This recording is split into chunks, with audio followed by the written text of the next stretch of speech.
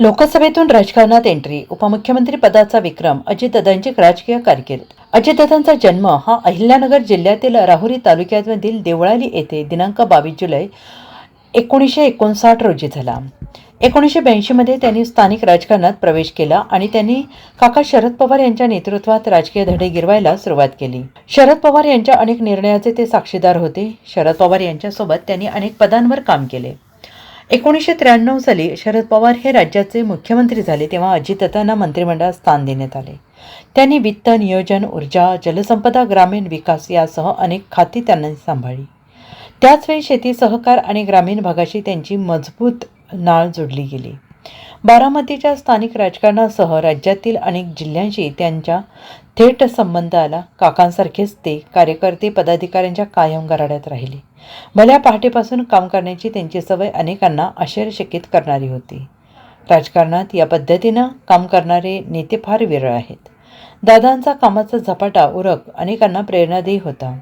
ते नेहमी भल्या मोठ्या फरकाने विजयी झाले आहेत. 1991 साली अजितदादांना काँग्रेसने खासदारकीचं तिकीट दिलं.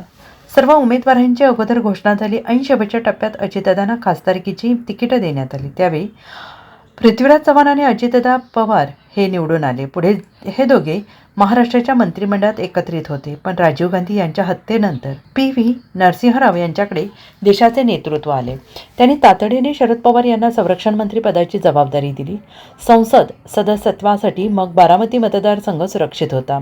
काकांसाठी 2-3 महिन्यांपूर्वी निवडून आलेले अजितदादा यांनी खासदारकीचा राजीनामा दिला. त्यानंतर लागलीच त्यांनी विधानसभेची निवडणूक लढवली आणि ते विजयी झाले. त्यानंतर त्यांचा राज्यातील राजकीय झंझावात कमीच झाला नाही. पुढे 35 वर्षांहून अधिक काळ ते महाराष्ट्राच्या राजकारणात सक्रिय होते. या काळात त्यांनी बारामती मतदारसंघाचं 3 दशकाहून अधिक काळ प्रतिनिधित्व केलं. अजितदादांनी उपमुख्यमंत्री पदाचा रेकॉर्ड केला. ते 7 वेळा उपमुख्यमंत्री झाल्याचा दावा करण्यात येतो. ते स्वतः आपण उपमुख्यमंत्री पदाचा रेकॉर्ड केल्याचं मिश्किलपणे म्हणायचे. त्यांचं मुख्यमंत्री होण्याचं स्वप्न अपूर्णच राहिलं. Bureau report, SBN Marathi, Mumbai.